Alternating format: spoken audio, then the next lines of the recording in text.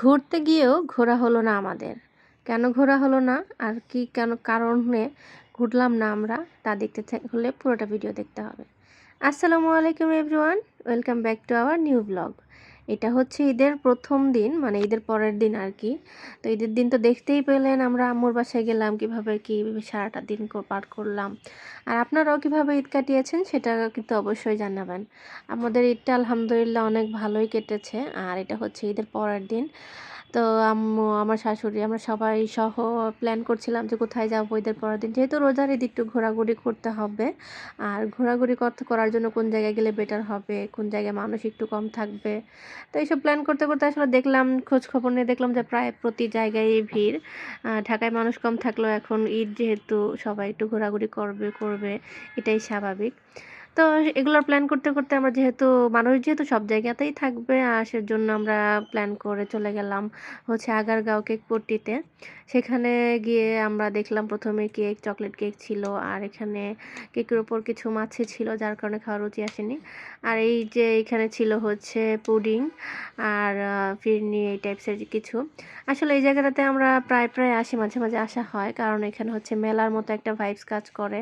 আমরা একটু মেলা মেলা ফিল হয় এখানে আসলে। আসলে মেলার মতোই ছোটোবেলায় আমরা আসলে মেলায় গেলে অনেক ধরনের অনেক কিছু পাওয়া যেত, ব্যাপারটা এরকম এর আর কি। এখানে বাচ্চাদের খেলনা থেকে শুরু করে নৌকা, বাচ্চাদের নাগরদোলা, মানে খাবার দাবার, জামা কাপড়, এখানে অনেক কিছুই আছে। তো এখানে গিয়ে একটু হাঁটাহাঁটি করে নিলাম। আর এখানে একটু তুলনামূলক ভিড় কম ছিল, মানুষজন কম ছিল অন্যান্য সময়ের তুলনায়। এই তো প্রথমে আমরা একটু আম্মাখা নিয়ে একটু ঠান্ডা ঠান্ডা হয়ে নিলাম টক খাবার খেয়ে। এই তো দেখতে পাচ্ছেন এখানে জামা কাপড়, জুয়েলারি, মানে এমন কিছু নেই যে এখানে নেই আসলে। তো এখান থেকে জুয়েলারিও কিছু দেখছিলাম, আন্টির জন্য কিছু কানের যে দেখার জন্য। আসলে কেনাকাটা করতে হবে যেমন তো না, কিন্তু একটা কোথাও গেলে একটা কিছু সাথে স্মৃতি নিয়ে আসা আর কি, এর জন্যই। তো এখানে সব কিছু দেখছিলাম, আমরা হাঁটাহাঁটি করছিলাম, ছবি তুলছিলাম, অনেক বেশি মজা করছিলাম। তো এখান থেকে কানের দুল পছন্দ হওয়ার পরেও আমরা নিতে পারিনি, কারণ একটা কানের দুল ছিল আর একটা ছিল না, যেটা আমাদের পছন্দ হয়েছিল। তারপর এখান থেকে একটা পাঁপড় খেয়ে নিলাম বাচ্চাদের মতো, আমরা তো ছোট বাচ্চা না, তা আমরা বাচ্চাদের মতো খেতেই হবে।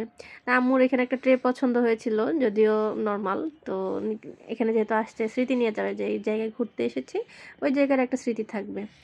এইখানে বাচ্চারা অনেক জাম্পিং করছিল, আমারও অনেক ইচ্ছা করছিল যে আমি একটু জাম্পিং করব। লিয়া থাকলে তো অবশ্যই, এখানে যেহেতু লিয়া জারিফরা, এখানে আমাদের বাচ্চা কাচ্চারা নেই, তার জন্য হচ্ছে আমরা এখানে কোনো রাইডই চড়তে পারি নাই। নৌকাতে তো আমার হাজব্যান্ড আমাকে উঠতেই দিবে না, আমি পড়ে যাব, ভয় পায় সে, এর জন্য। আমার আলাইনাকে নিয়ে এই ট্রেনে উঠতে অনেক ইচ্ছা করছিল, কিন্তু আলাইনার বাবা ট্রেনে উঠতে দিল না।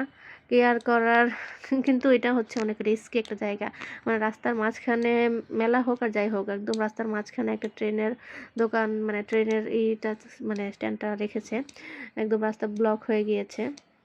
সেখান থেকে ঘোরাঘুরি করা শেষ, ডাব দেখলাম অনেক। তারপর আলাইনা পাপার সাথে এবং বাবার সাথে হাঁটছিল রাস্তার মাঝখান দিয়ে, আর ও অনেক বেশি মজা পাচ্ছিল। এর মধ্যেই হচ্ছে আসমা আপু, যে ভাইরাল আসমা তার ফুড কার্টে এসে আমরা হাঁসের মাংস দিয়ে ছিটা রুটি নাকি খোলা চালের রুটি খাবো, এই প্ল্যান। আসলে 300 ফিট যেতে চেয়েছিলাম যে হাঁসের মাংস খাবো, কিন্তু এখানে তো তেমন হাঁসের দোকান নেই বলা চলে, একটাই মনে হয় দোকান, হাঁসের দোকান। আর কেক টেক হাবিজাবি অনেক কিছুই আছে। আমরা আসলাম, এসে যখন আমাদের পছন্দ হলো, রান্না আসলে দেখে চেক করে নিচ্ছিলাম যে ভালো হবে কি না, মাংস কেমন, বা দেশি হাঁস কিনা। তো কী করার, একটা জায়গায় যেহেতু আসছি, হাঁস খাবে আমার শাশুড়ি, তো তাকে তো হাঁস খাওয়াতেই হবে, একটা দোকান থাকুক আর 10টা থাকুক, যেহেতু একটা আছে একটা থেকেই নিতে হবে। আর এই তো অনেক সুন্দর করে খোলা চালের পিঠা বানাচ্ছিল। বাসায় যদি হাজার চেষ্টা করি, তাও কেন জানি বানাতে পারি না, মানে পুড়ে যায়, হয়তো উল্টানো যায় না, লেগে যায়, এরকম হয় ব্যাপারগুলা। তো এই তো আমরা সবাই মিলে খাচ্ছিলাম, অনেক বেশি মজা ছিল খাবারগুলা। আমার যতটা এক্সপেকটেশন ছিল যে এতটা মজা হবে না, কিন্তু ভালোই লেগেছে, খাবার খেয়েছি, মজা লেগেছে আমাদের কাছে। তো আর এইখানে আমরা জুস অর্ডার করছিলাম।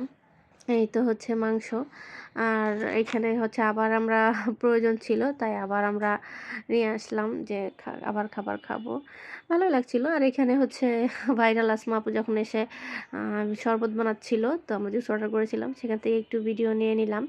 তো উনি জুস বানাচ্ছিল, উনি নিজে হচ্ছে আসলে জুস বানিয়ে দেয়, আর বাদ বাকি ওনার যে কর্মচারীরা, সেই কর্মচারীরা অন্যান্য কাজ করে। মোটামুটি ভালো একটা এরিয়া নিয়ে কিন্তু উনি এখানে দোকানটা দিয়েছে, স্টলটা দিয়েছে। আর এই তো আমাদের লেমন জুসটা দেখে আমি আসলে ভাবছিলাম হচ্ছে ম্যাঙ্গো জুস কিনা। আর আলাইনা তো তরমুজের জুস খাওয়ার জন্য পাগল হয়ে গিয়েছিল, যদিও এটাতে চিনি বাবুকে দেওয়া যাবে না, তাও দিয়েছি, এই তো বাচ্চা। তারপর খাওয়া দাওয়া শেষ করে আমরা একটু চা খাবো, যেখানে যাব আমরা সেখানে তো চা খেতেই হবে, মানে কিছু খাই বা না খাই আমরা সব জায়গায় গিয়ে চা খুঁজি, মানে আমরা একটু চা তো চা খোর এখন সবাই কিন্তু তাও চা খাওয়ার জন্য আমরা এক জায়গায় বসলাম। এখানে এসে একটা জিনিস ভালো লাগে কি, এখানে হচ্ছে অনেক কিছুই পাওয়া যায় যেটা মনে চায়, ফুচকা থেকে শুরু করে মানে আম মাখানো, ড্রেস আপ, চা, মানে সব কিছুরই খুব ভালো একটা সিস্টেম, একদম শুরু থেকে শেষ পর্যন্ত ভালোই লাগে এখানে এসে। আর এই তো চা খাওয়ার জন্য আমরা বসে নিলাম। তারপর আমরা সন্ধ্যা করব না, তাও সন্ধ্যা হয়ে গিয়েছিল, রাতের বাসায় আসতে যাচ্ছিলাম।